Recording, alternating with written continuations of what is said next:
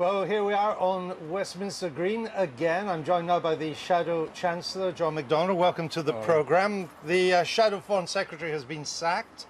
The Shadow Cabinet is resigning at about the rate of 1 an hour this morning.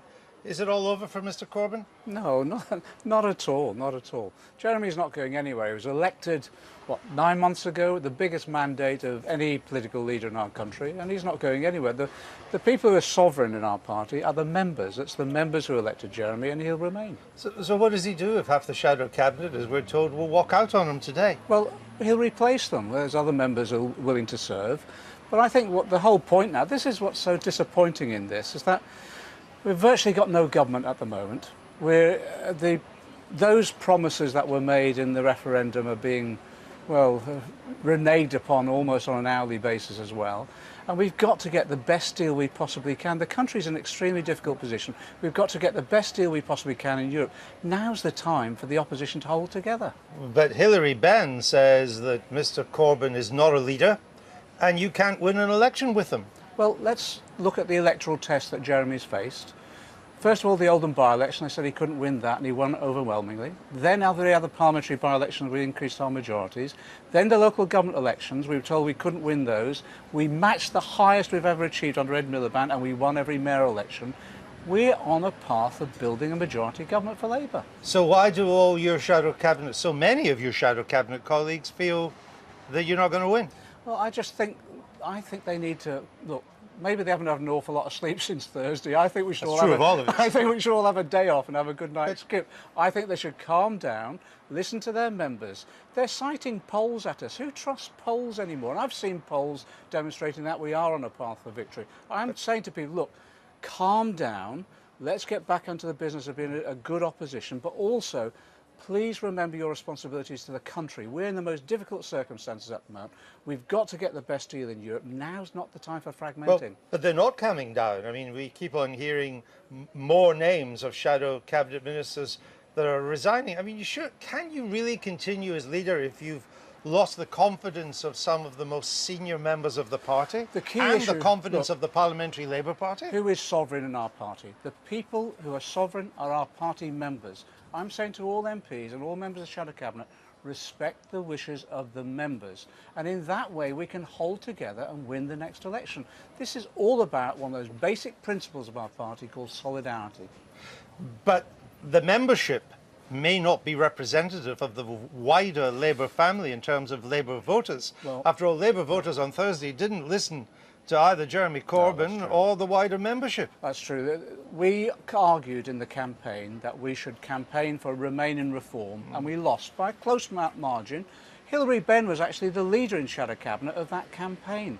And we did everything we could to support him, but we lost. We have to respect that. That doesn't mean to say those people who voted to leave the European Union are those are going to translate that vote against Labour in the future. In fact, as I said, every electoral test that Jeremy's faced since he's been leader, he's won. Except the biggest of all, which was the referendum. Well, that was a wider thing than just a party political campaign. That was an issue of one particular issue. It wasn't party political in that sense. And let me just say, though, Jeremy was told you've got to deliver two things. One is Labour voters and two, young people. Labour voters, 7 out of 10, voted for Remain. Young people, 4 to 1. He delivered. Take London out of that and remember the fact that young people did not vote in huge numbers, and it can hardly be a success. But I want to ask you this. If he is going to fight back, how does he do it? How does he do it today with almost every hour? I mean, I heard 2 more shadow ministers resigning just before we came on air. How does he do it? Well, simply puts forward the policy programme that we now need to negotiate a better deal with Europe on, show leadership in that way, which he is doing, and then mobilise our membership around that campaign to go out to our Labour supporters to back that programme. And I think that's what we'll do. We've got to listen, though, to those Labour supporters that didn't vote for the Remain campaign and listen to their views. And a lot of that is about communities being left behind, the very issue he's been highlighting for the last decade. But does anyone look to Jeremy Corbyn for a lead on this now? I mean, at the at the beginning of 24 hours ago, or maybe a little more, he was saying that we should trigger Article 50 immediately. We should start the exit process now. Within 12 hours, he was saying, oh, well, maybe we shouldn't do that. It's interesting because what we want to know is what the deal is going to be with Europe. What Jeremy will now be doing with the rest of the Labour Party, the rank and file in particular, is shaping that deal and campaigning around it. And we'll be hoping, in the absence of government leadership, we'll be hoping that we'll be able to get the best deal we possibly can. And remember, our relationship with the European leaders of Socialist and Social Democratic parties has been enhanced by Jeremy's leadership, and in that way, we think we can negotiate a better deal than even this government. What do you say to any shadow ministers watching who are thinking of following in the footsteps of Hilary Benn and resigning and triggering a leadership crisis? What do you say to them? I know how disappointed people are at the loss of the European referendum, but now's the time when we hold together. There's no government in place. We've got to provide that leadership. Listen to your party members who voted for Jeremy in overwhelming numbers 9 months ago. Hang together. That principle of Labour solidarity is key at this point in time. Some people have been telling us this morning before we came on air that you've been on leadership manoeuvres. No way. Let me get this absolutely clear. I will never stand for leadership of the Labour Party. If Jeremy has to stand for another leadership election, I will chair his campaign, and I think the Labour Party members will elect him again. But I think that's unnecessary. This next 3 months is key for the Labour Party. We've got to show we can lead this country, and we are doing, but we need to hold together to do that. Let me just get that clear. If Jeremy Corbyn, I know you think it's not likely, but if Jeremy Corbyn was to fall on his sword tomorrow... He's not. You would not stand? No, he's not going to fall on his sword tomorrow. No, but if he did, would you stand? No, I won't. Under any circumstances would you stand as leader of the Labour Party? No, I won't. Jeremy is not falling on his sword. He's not going anywhere. I get that. And if he did, I would not be standing. You would not be a candidate? No, I would not be a candidate. But let's make this clear. He's not going anywhere.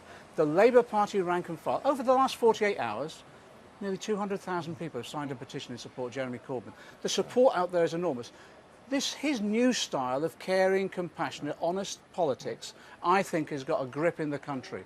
I think as a result of that, we've won on every electoral test when it comes to a party campaign, and we'll do it again at the next general election. So why is Seema Malhotra, I think part of your shadow team, on the Treasury shadow team, why has she been ringing around Labour MPs, canvassing support for John McDonnell to be leader? Well, she hasn't.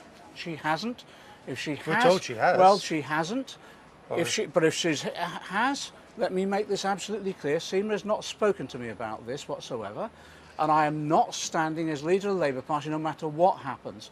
Seema, as part of my team, is a loyal supporter of Jeremy and always has been up until now. She certainly, if she is phoning around, I think that's wrong. I think that's disinformation. I don't want to blame the media for this, but some... why not? You usually do. I know, not yourself. So far. But look, some in our party and others, enemies of the party, have tried to divide and rule all the time. It's never going to happen. Jeremy and I have been close friends for 30 years. I understand. The best political allies. I will always have his back. And if he has to stand for another leadership election, I will be the campaign manager. In addition to that... And if he does, just to be clear, he's not going.